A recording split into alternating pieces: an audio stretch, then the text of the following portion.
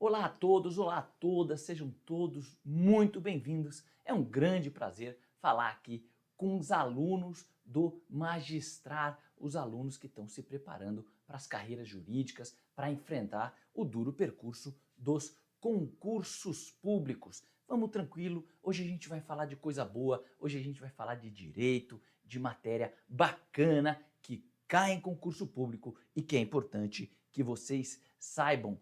Para quem não me conhece, eu sou o professor Eduardo Calvert, sou juiz aqui do Tribunal de Justiça de São Paulo, fui juiz lá no Tribunal de Justiça do Paraná e sou mestre em processo civil. Eu vou falar com vocês sobre processo civil? Não vou falar com vocês especificamente sobre processo civil. Hoje a gente vai tratar aqui de processo coletivo.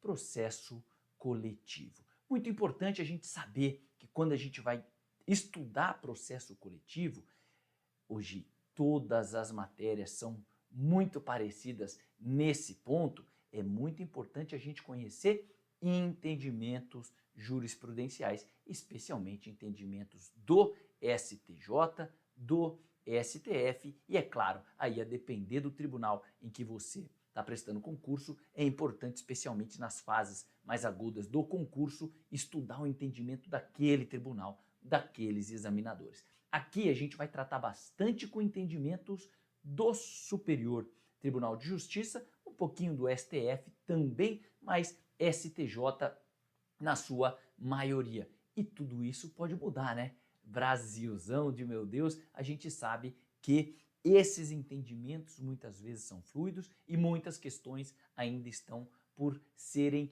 resolvidas pelos tribunais. Por isso é muito importante seguir a jurisprudência do STJ. Você seguir, cada um tem o seu jeito, é pelo informativo, é pelos sites especializados, seguir os entendimentos atualizados do STJ e do STF. A gente vai tratar então sobre processo coletivo. Uma ressalva eu preciso fazer aqui para vocês também sobre o processo coletivo. Eu sou professor de processo civil também. E você vai ver que no processo coletivo, puxa vida, vou te falar, na prática, 80 a 90% do dia a dia do processo coletivo é simplesmente processo civil. A gente vai tratar aqui sobre os aspectos especiais, os aspectos específicos, os aspectos que diferenciam o processo coletivo do processo civil. Então, muitas vezes, a gente vai trabalhar com institutos, a gente vai trabalhar aqui com litisconsórcio, a gente vai trabalhar com intervenção de terceiros, a gente vai trabalhar com recursos, a gente vai trabalhar com coisa julgada. Todos esses institutos eu vou ter que encontrar lá no processo civil. Aqui não é aula de processo civil, então eu pressuponho que você conhece os institutos que eu vou tratar. Vamos tratar um pouquinho de cada instituto, vamos falar, é claro que vamos falar do instituto e da teoria do processo civil, mas eu não quero fazer aqui um curso de processo civil, ou seja, conhecimento do processo civil é pressuposto para eu entender, compreender as diferenças do processo coletivo. Maravilha? Então, vamos embora, vamos começar a trabalhar com processo coletivo. E a nossa primeira aula, é claro, né? A gente vai trazer conceitos introdutórios, a gente vai falar sobre o histórico, a gente vai falar sobre os fundamentos, a gente vai falar sobre princípios que se aplicam ao processo coletivo. E a primeira pergunta é justamente essa, né? O que cargas d'água é o processo coletivo e o que diferencia o processo coletivo do processo civil comum? O que diferencia essencialmente o processo coletivo do processo civil comum? Essencialmente é o seu objeto. Só existe todo o microsistema, a gente vai tratar com a ideia de microsistema. O microsistema do processo coletivo, só existem as regras específicas do processo coletivo porque esse processo ele é voltado à proteção, a tratar de interesses que têm por característica eles não serem titularizados por um indivíduo, mas ele é titularizado por uma coletividade. um grupo de indivíduos muitas vezes indeterminados. Essa é a característica básica, essencial do processo coletivo. O Kleber Masson fala isso, né? O objeto são direitos materiais coletivos, que podem ser definidos como direitos transindividuais. A gente vai trabalhar com esse conceito, isto é, titularizados por grupos, classes, categorias mais ou menos extensas de pessoas, por vezes indetermináveis, em alguns casos, especificamente nos interesses difusos e coletivos em sentido estrito, não serem passíveis de apropriação e disposição individual, dada a sua indivisibilidade. A gente sempre fala, né? O objeto, me parece mais destacado dos direitos coletivos, é o direito ao meio ambiente, né? Muito em voga, muito importante hoje em dia. E é isso que o Kleber Masson fala aqui, né? Não é passível de apropriação e disposição individual. Ou seja, o direito ao meio ambiente equilibrado, isso não é divisível. Eu não posso ter só para mim e eu não posso dividir, ou seja, garantir que o meio ambiente seja equilibrado para mim e que não sejam para os demais. Essa característica do objeto tutelado pelo processo coletivo, ou seja, os direitos, os interesses coletivos, é isso que diferencia, é isso que fundamenta a existência do processo coletivo. Professor, você falou aí que 90%, 80% do processo coletivo é processo civil. Então vamos combinar, processo coletivo é processo civil, né? Será que é? A gente sabe que, até me parece que havia pretensões de incluir um capítulo sobre processo coletivo no Código de Processo Civil. Já houve, a gente vai falar sobre isso, pretensões de criar um código de processo coletivo. Existem muitas similaridades entre processo coletivo e processo civil. Mas atualmente, a doutrina especializada vai falar que o processo coletivo é um ramo autônomo do direito. Então, processo coletivo não é processo civil. Eu pessoalmente não sei se eu concordo com isso, tá? Eu pessoalmente não sei se eu concordo com isso, mas é uma afirmação que você vai levar para você. Então, processo coletivo é ramo autônomo do direito. Tem importância isso aqui? Tem algumas importâncias, né? A primeira importância é para o ego do sujeito que estuda, né? Imagina que ele é um especialista em processo coletivo e alguém vai falar processo coletivo nem é ramo autônomo do direito, né? É um capítulo só do meu manual de processo civil. Então o cara vai ficar se sentir diminuído ali. Então, claro, a doutrina especializada, eles gostam vão querer aumentar de importância aquilo que eles estudam. Mas não só para isso, isso é de certa forma uma brincadeira, não só para isso. Por quê? Porque é importante, à luz dos princípios aplicáveis ao microsistema coletivo e à luz dos direitos que são tutelados, que eu faça esse afastamento entre processo coletivo e processo civil, para eu não aplicar de forma cega tudo aquilo que eu aplico no processo civil no processo coletivo.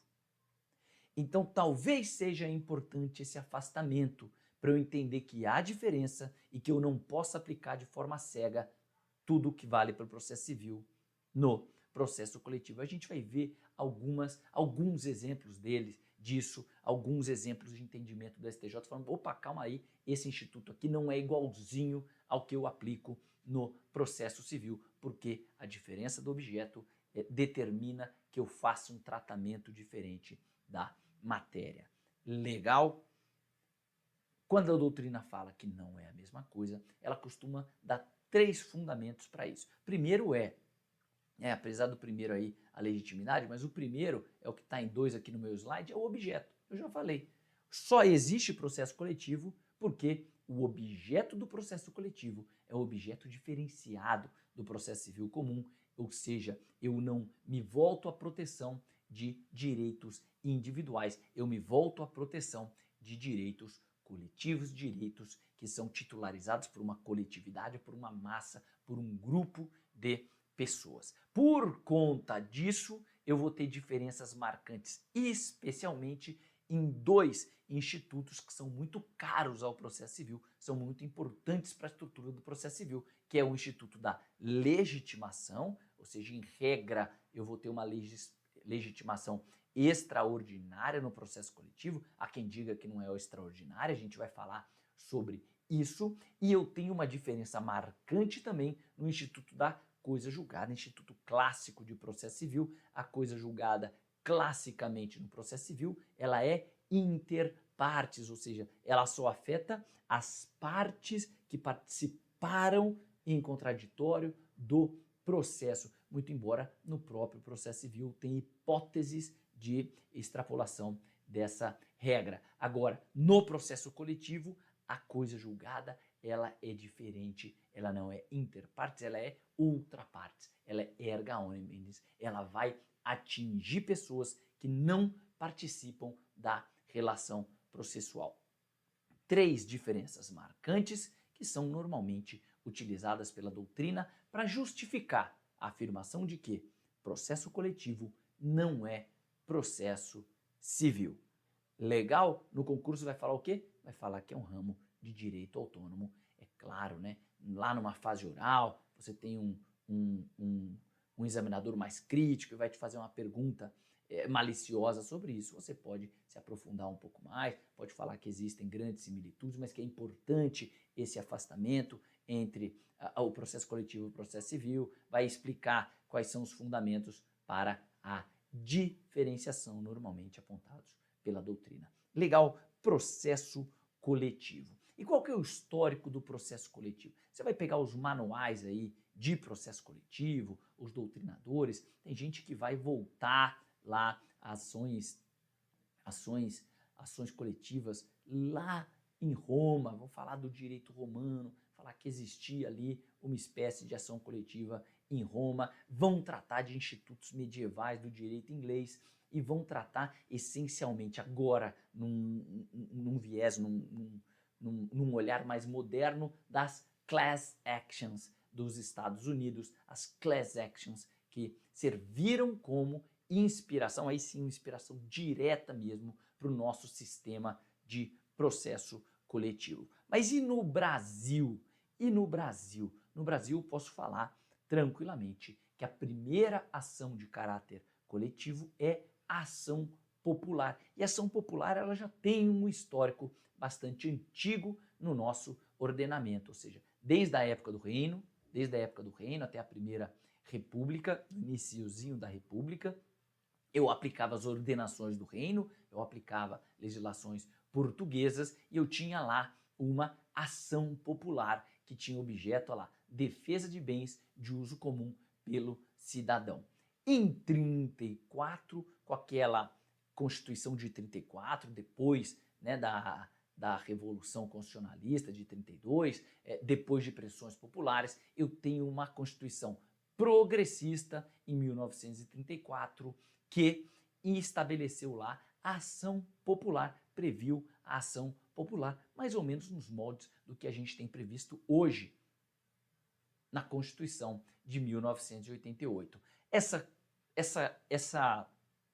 Constituição de 34, você sabe, você estudou, era inspirada ali, normalmente ela é comparada com a Constituição de Weimar, né, da Alemanha, e essa Constituição de 34, ela teve vida curta, logo depois veio a polaca, né, a Constituição polaca, 1937, que já era uma Constituição mais autoritária, que centralizava poderes da autoridade, restringia liberdades individuais. Então, nessa Constituição, a gente teve, a partir da Constituição de 37, um hiato em relação à existência da ação popular, mas, a partir de 46, todas as nossas Constituições previram expressamente a existência da ação popular. E a ação popular é a lei de ação popular é a primeira lei aqui no nosso ordenamento a tratar de direito de natureza difusa, patrimônio público, e a lei fala, né, bens e direitos de valor econômico, artístico, estético,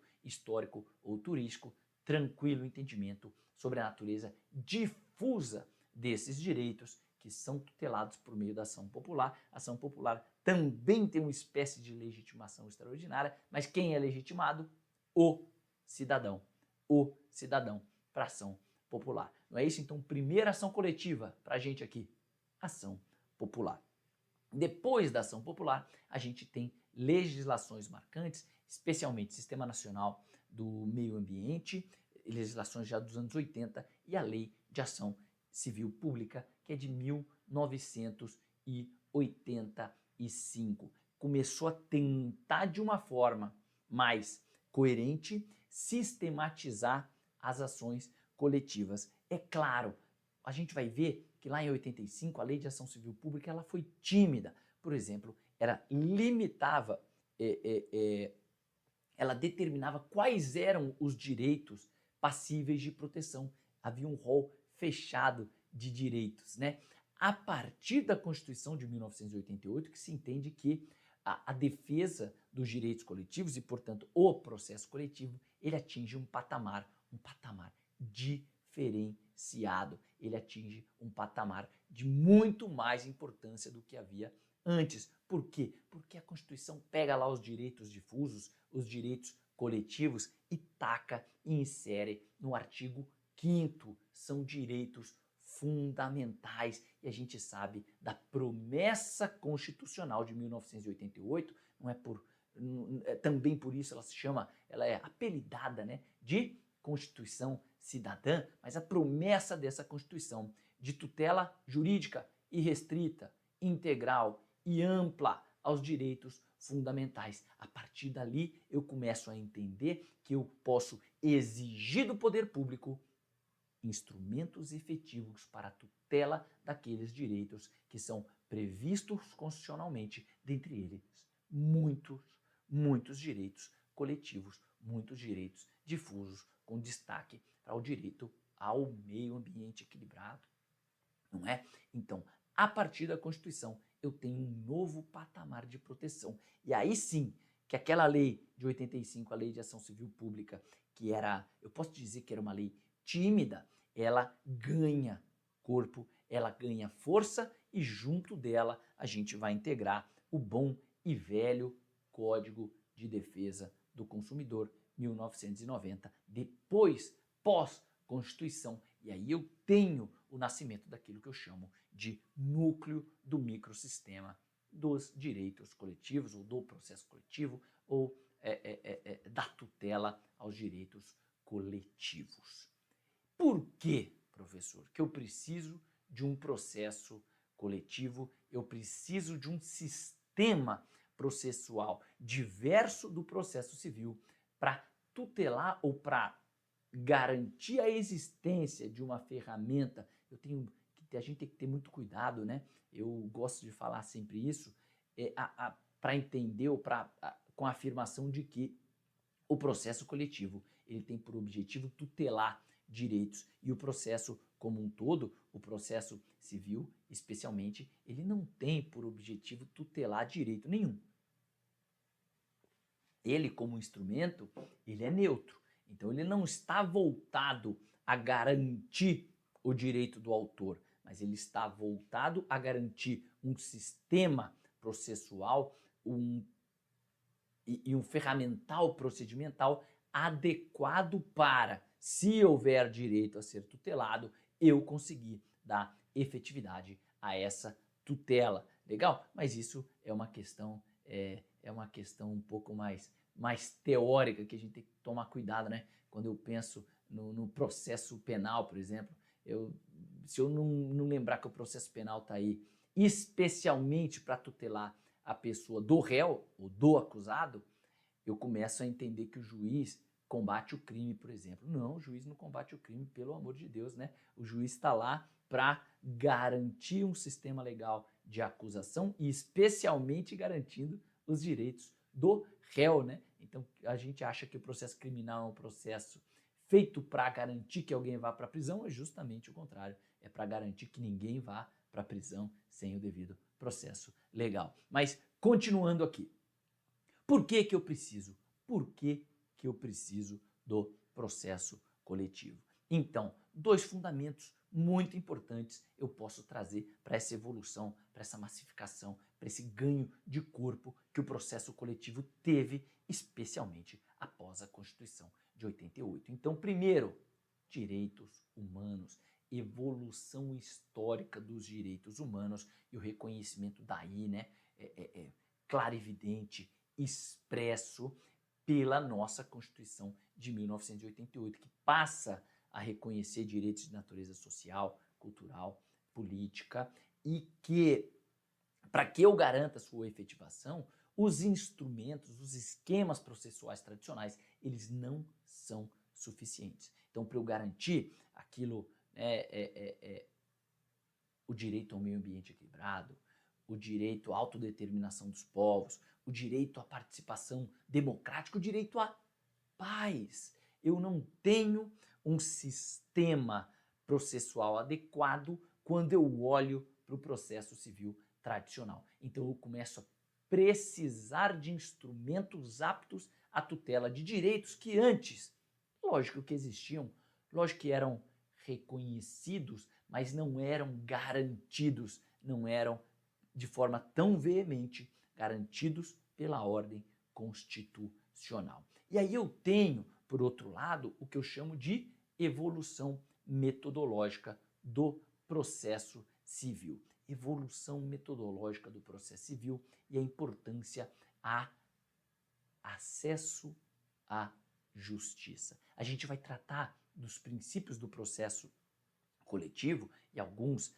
são os mesmos princípios do processo civil, mas que eu vou dar alguma ênfase à sua importância para o processo coletivo, e um deles está aqui, acesso à justiça, as ondas renovatórias do processo civil, que tinham por finalidade justamente afastar obstáculos que dificultavam o acesso das pessoas à justiça. Eu posso citar rapidamente 3 ondas do processo civil. A primeira aqui pretende superar obstáculos de natureza econômica. Então eu tenho um sistema de gratuidades, eu tenho a atuação da Defensoria Pública, permitindo com que todos acessem, que a falta de recursos não sejam fundamento para que eu não chegue até a justiça, que as portas do Poder Judiciário não estejam abertas para mim. Mas a segunda onda renovatória é o afastamento de barreiras, que eu chamo de barreiras jurídicas à justiça. Então é justamente essa ideia de que para algumas lides que existem na sociedade, alguns problemas, alguns conflitos que existem lá no mundo dos fatos, eu não tenha juridicamente uma resposta adequada. Essa é a ideia do processo coletivo, não é? Eu tenho um direito, eu tenho um interesse, mas quando eu tento encaixar isso no processo civil, fica troncho, eu tento colocar um quadrado no meu brinquedinho que é redondo, não dá certo, não dá certo. Afastamento de barreiras jurídicas ao acesso à justiça, ação coletiva tem tudo a ver com isso. Então, aquilo que eu chamava de conflitos não jurisdicionalizáveis, eles passam a ser jurisdicionalizáveis, passam a ser passíveis de apreciação pelo Poder Judiciário, seja em relação aos direitos difusos e coletivos, ou direitos essencialmente coletivos, por conta da dificuldade da legitimação, seja em relação aos individuais homogêneos, por conta da pulverização de microdanos, de pequenos danos. É aquela ideia a demanda não é jurisdicionalizável, porque cada um dos afetados perdeu ali R$10, R$15, mas quando eu olho a massa de afetados, eu falo 15 milhões de afetados, então eu estou tratando de um universo de danos de 150 milhões de reais. Essa lide, esse conflito não é jurisdicionalizável porque ele é pulverizado.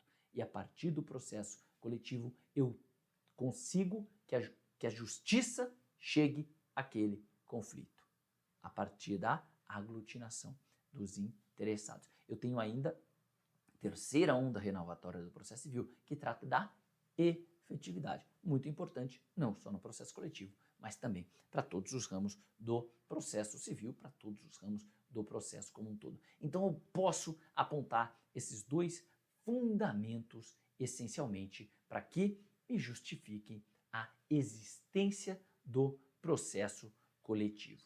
E aí, como eu disse para vocês, a gente tem algumas leis pré-Constituição e pós-Constituição, que tratam da tutela coletiva. Tem um Código de Processo Coletivo, professor? Não tem Código de Processo Coletivo. Já houve, você estuda pelos manuais aí,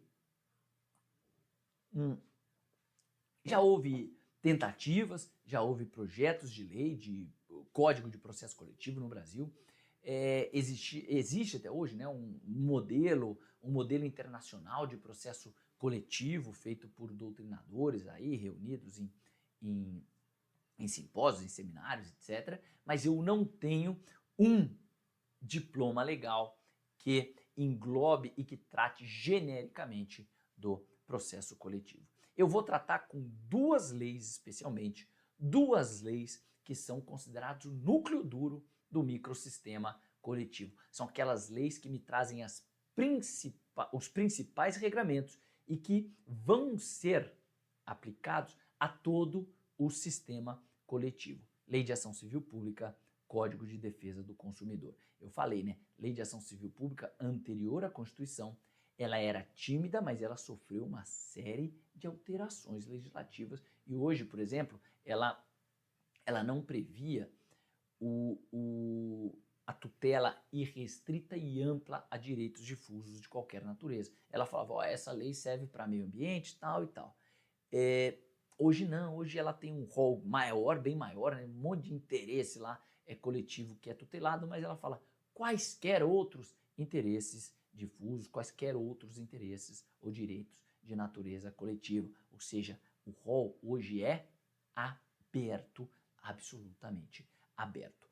Código de Defesa do Consumidor trata das relações de consumo, a gente conhece bem, mas lá na frente ele vai tratar da defesa do consumidor em juízo e vai tratar do processo coletivo como um todo, trata de direito difuso, trata de direito coletivo. Muitas disposições, especialmente sobre coisa julgada, estão aqui no Código de Defesa do Consumidor. E o que eu vou fazer aqui?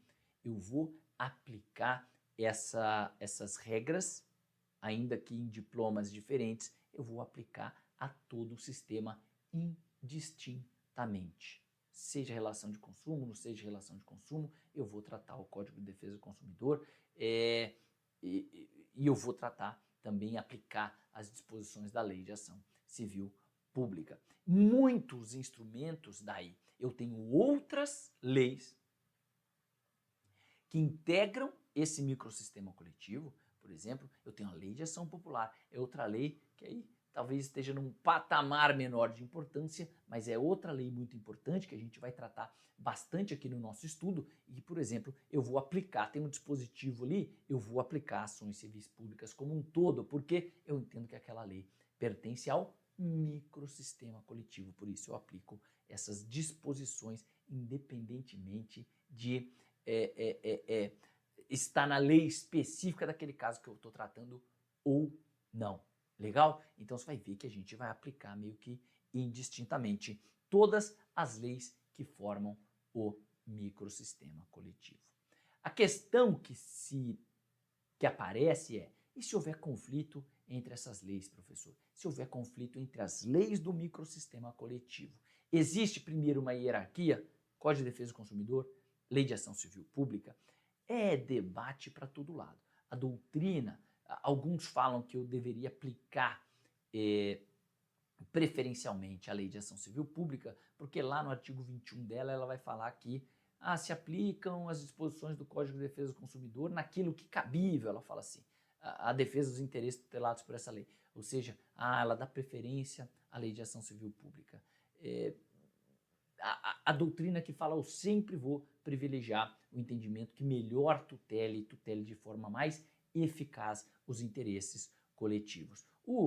A doutrina, o Daniel Amorim, por exemplo, ele vai falar assim, é muito difícil a gente ver um conflito entre Código de Defesa do Consumidor e Lei de Ação Civil Pública. A gente vai ver que não tem muitos conflitos entre esses dois diplomas e por isso ele fala, não tem uma regra, não tem a prioristicamente uma hierarquia entre elas. E existe uma grande interação de forma que, se houver alguma pequena divergência, a gente resolve no caso concreto, especialmente à luz do melhor interesse, à luz da mais eficaz tutela do interesse coletivo. Mas o que pode acontecer é divergência, aí a gente vai ver que tem entre as regras mais gerais do Código de Defesa do Consumidor e da Lei de Ação Civil Pública e as regras específicas de determinadas leis. Lei de Ação Popular, mandado de segurança coletivo, e a gente vai ver que tem uma série de leis lá, Estatuto da Criança e do Adolescente, Estatuto da Pessoa com Deficiência, Estatuto do Idoso, etc. Existe uma regra de aplicação? Não existe uma regra de aplicação, mas o STJ tende, e a gente vai ver alguns entendimentos, tende a adotar o critério da especialidade. Então, especificamente tem uma regra lá que trata do ECA, do Estatuto da Criança e do Adolescente, então naqueles casos que eu aplico o ECA, eu vou dar prevalência à disposição específica do Estatuto da Criança e do Adolescente. Perfeito? Normalmente o STJ faz isso, tá? Eu não posso dizer que é uma regra geral, porque na doutrina, muitas vezes, e a gente pode encontrar isso no STJ também, se usa muito o argumento da mais eficaz defesa, mais eficaz tutela do interesse, do direito coletivo. Então é outro critério que eu sempre posso utilizar também. Qual das normas vai me defender melhor o interesse tutelado, a eficiência do processo em defesa do interesse coletivo? Legal? 2 critérios aí que eu posso aplicar: especialidade, norma que mais eficazmente tutela o interesse. E o CPC? O CPC é, em último caso. A gente vai usar muito, porque a gente vai ver que o microsistema, ele não traz um sistema completo, um procedimento, um rito, etc. Então a gente vai usar muito as regras do CPC, mas sempre, sempre, residualmente e sempre que não contrariem princípios do processo coletivo. Legal, a gente vai tratar casos específicos no decorrer do nosso curso. O que eu vou aplicar aqui, então? Quais são as leis que eu vou aplicar? Eu vou aplicar a Constituição, eu vou aplicar Lei de Ação Civil Pública. Lembra o que eu disse? A Lei de Ação Civil Pública, lá em 85, ela era um pouco mais tímida, então ela não disciplinava de forma genérica a defesa de interesses difusos e coletivos, tá? Código de Defesa do Consumidor, aqui o núcleo duro do microsistema, eu posso falar núcleo duro do microsistema, eu posso falar isso em prova, não tem problema nenhum, é assim que a doutrina trabalha. Lei de Ação Popular, também a primeira lei que tratou, primeiro diploma legal que tratou de defesa de interesses difusos. Até hoje, você vai ver que às vezes tem umas disposições assim que usam termos que já não são mais utilizados no nosso sistema. Tem um termo legal que é a absolvição de instância, que é como se fosse a sentença terminativa, assim, sentença sem resolução de mérito. Então você vai ver que ela às vezes é um pouco antiquada, mas ela sim, ela traz bastante dispositivos que a gente vai usar no decorrer do nosso estudo. Algumas leis, especialmente essas leis anteriores a alterações da Lei de Ação Civil Pública, elas tiveram por principal benefício, assim, por principal mérito, prever a possibilidade de proteção de interesses difusos. Ou seja, a lei das pessoas com deficiência, ela falava, também os direitos difusos aqui das pessoas com deficiência também podem ser tutelados por demandas coletivas. Investidores no mercado imobiliário, a mesma coisa. Esse também é um interesse difuso que pode ser tutelado nos termos da Lei de Ação Civil Pública. Hoje, essas disposições se tornaram desnecessárias. Por quê? Porque a Lei de Ação Civil Pública, ela mesma expressamente fala que ela se aplica a todo e qualquer interesse de natureza difusa, de natureza coletiva. Legal? Estatuto da Criança e do Adolescente traz uma série especifica lá, uma série de interesses difusos das crianças e dos adolescentes. Ela traz uma série de regras procedimentais que divergem um pouquinho das regras gerais do microsistema, traz muita questão relativa a proteção coletiva dos interesses protegidos ali pelo Estatuto. Lei de improbidade administrativa. Essa aqui é um pouquinho difícil a gente, hoje em dia, encaixar no microsistema coletivo. Vamos lá. A lei de improbidade administrativa, tradicionalmente, a gente entendia que também integrava o microsistema coletivo, porque ela tratava de interesses de natureza difusa, patrimônio público, moralidade da administração e por aí vai.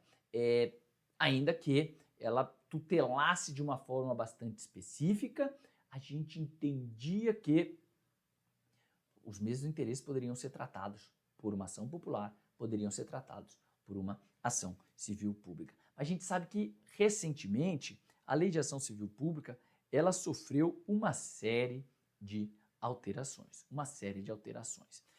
ela foi bastante fatiada aí. Está muito diferente a experiência da improbidade administrativa hoje, a partir de alterações legais recentes. E olha lá o que fala o artigo 17d da Lei de Improbidade. Ele fala que a ação de improbidade é repressiva de caráter sancionatório, não constitui, veja lá, não constitui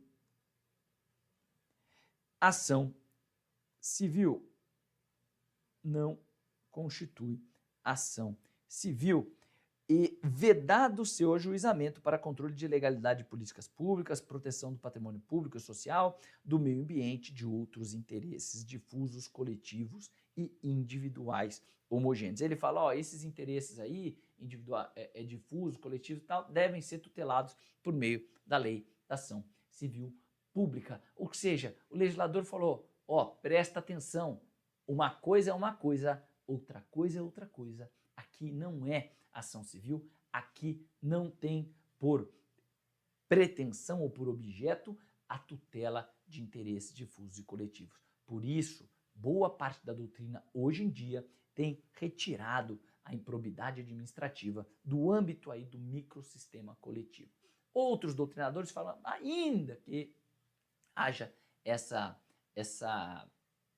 disposição específica na lei, a ação de improbidade ela ainda tem a possibilidade de tutelar direitos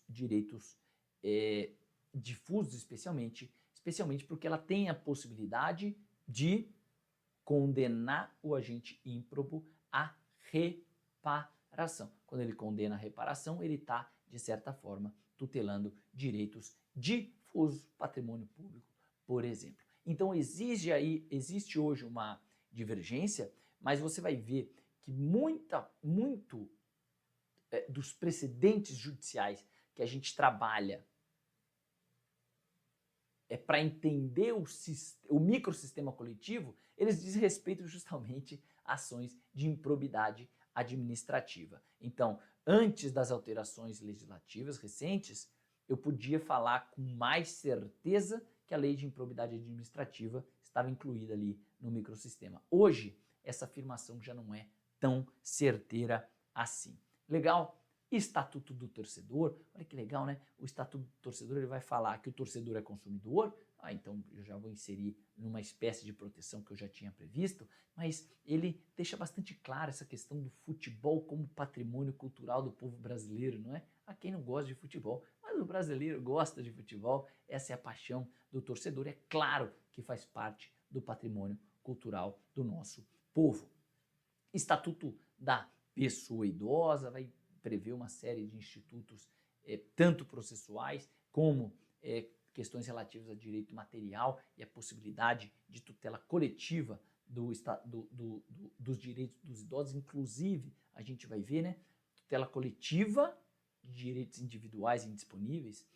Lei do mandado de segurança, vai tratar do mandado de segurança coletivo. A gente trabalha o mandado de segurança coletivo como um dos exemplos, uma das espécies de processo coletivo. Lei de defesa da ordem econômica, lei anticorrupção. Essa lei anticorrupção é para sanções às pessoas jurídicas em relação a atos de corrupção. Lei do mandado de injunção, vai tratar do mandado de injunção coletivo, bem parecido ali com o mandado de segurança coletivo.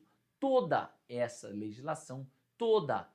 legislação se insere no microsistema coletivo, legal? Microsistema coletivo. Então eu posso tratar indistintamente dela, mas eu vou achar regras gerais do processo coletivo, mas na Lei de Ação Civil Pública, no Código de Defesa do Consumidor, na Lei de Ação Popular. E aí os demais diplomas, eles vão trazer algumas disposições específicas que eu vou normalmente trabalhar com elas só quando eu estou aplicando aquele diploma especificamente, legal? A doutrina costuma diferenciar o que eles chamam de espécies de processo coletivo. Isso aqui é legal a gente saber para você não ser surpreendido por aí, né? Com algumas expressões desse tipo. Eu posso trabalhar com processo coletivo comum.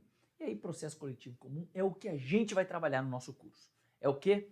Tutela concreta de um direito material que é protegido pelo microsistema. Eu vou identificar lá um interesse difuso, coletivo, individual, homogêneo. Eu vou identificar uma violação a esse direito ou uma ameaça de violação e eu vou pretender a sua tutela por meio do processo coletivo.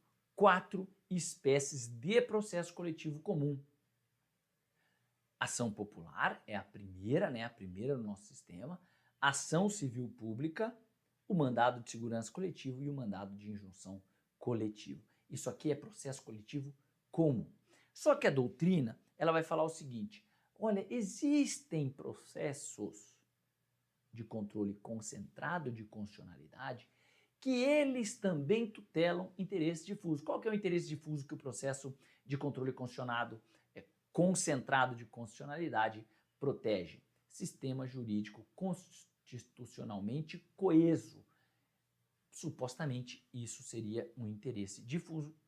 Efetivamente. Então parte da doutrina fala, ó, esses processos de controle concentrado, eles também são processos de natureza coletiva. E aí a gente vai falar de 4 espécies dentro dessa ideia de processo coletivo especial.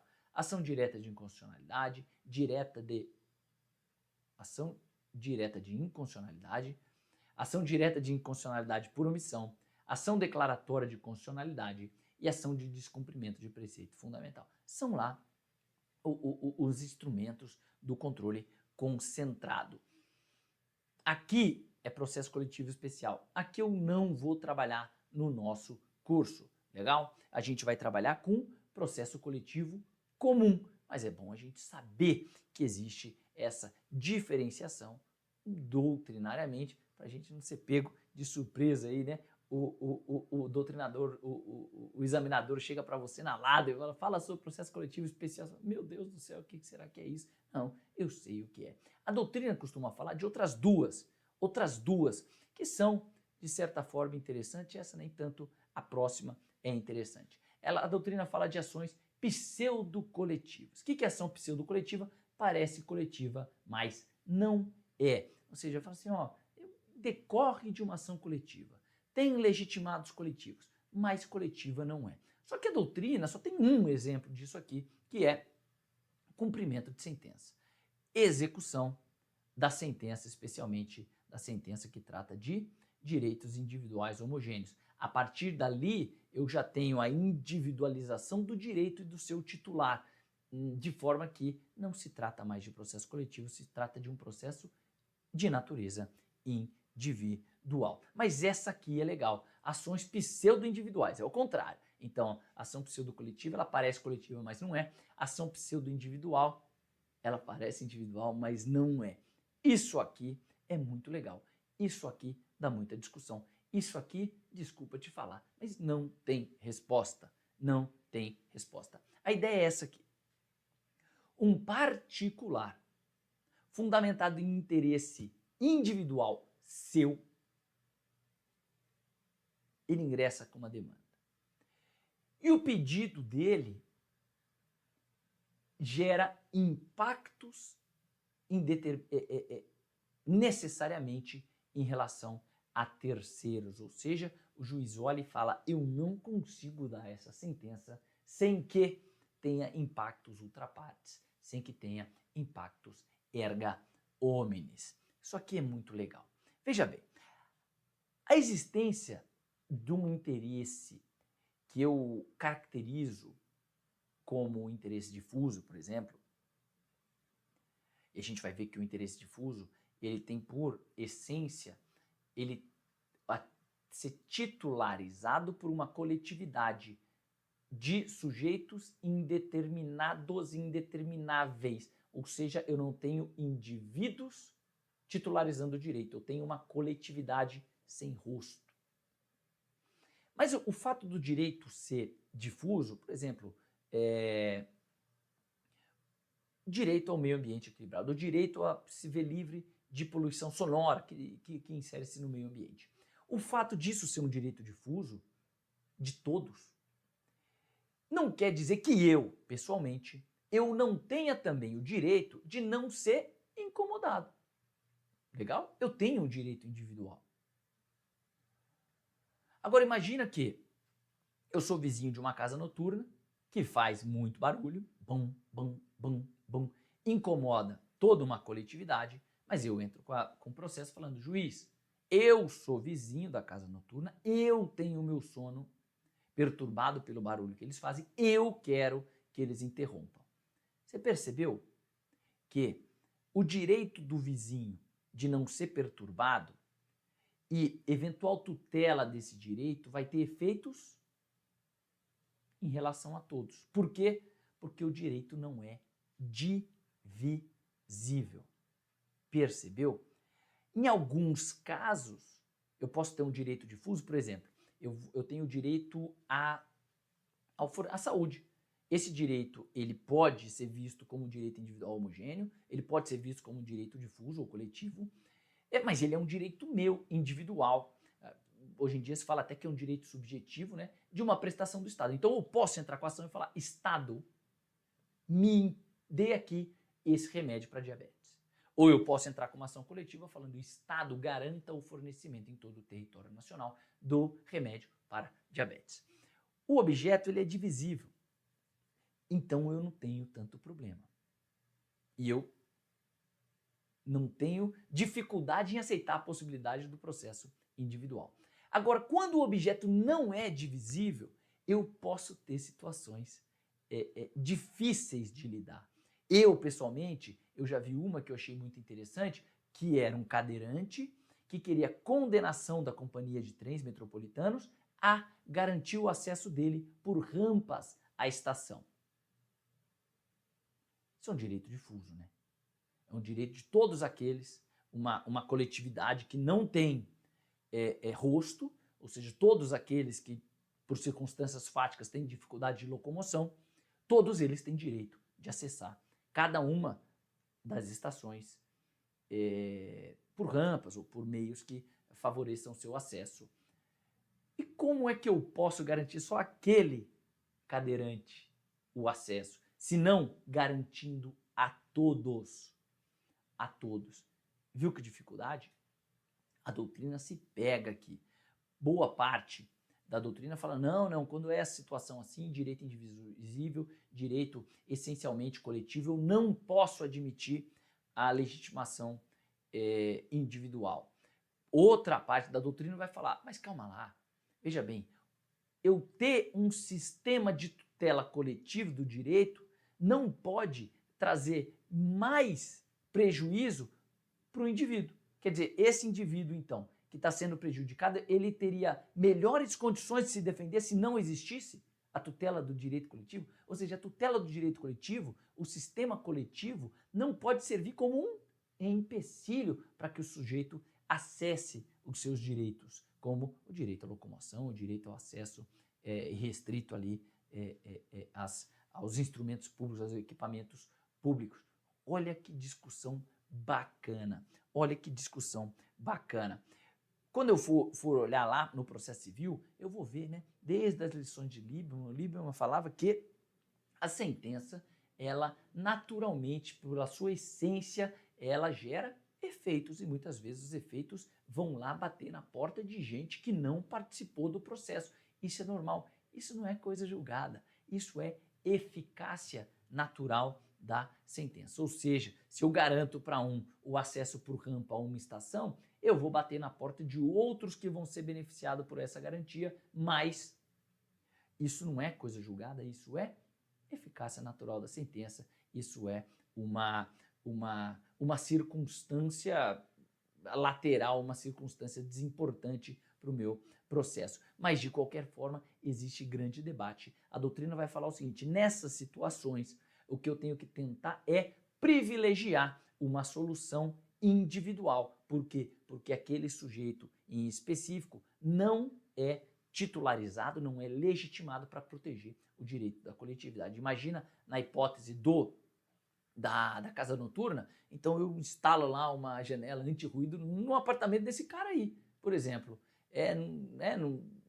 No cadeirante, eu tenho para ele um sistema de transporte específico que o garanta acesso à estação de trem.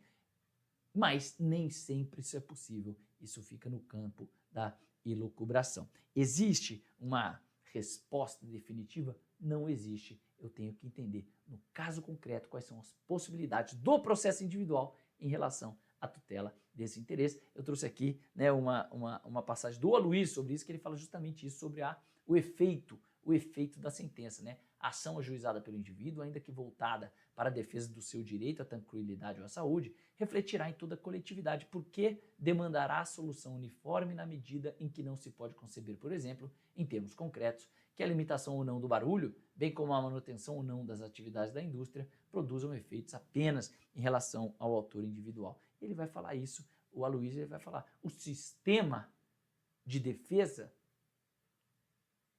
criado pelo processo coletivo, ele não pode ser um empecilho para que o indivíduo também vá lá bater as portas do judiciário, tenha acesso à justiça e requeira a tutela do seu interesse individual, ainda que gere efeitos contra terceiros. Legal? Então, terminamos a nossa primeira aula. A gente vai voltar na segunda aula já falando sobre quais são os direitos tutelados pelo microsistema coletivo. Legal?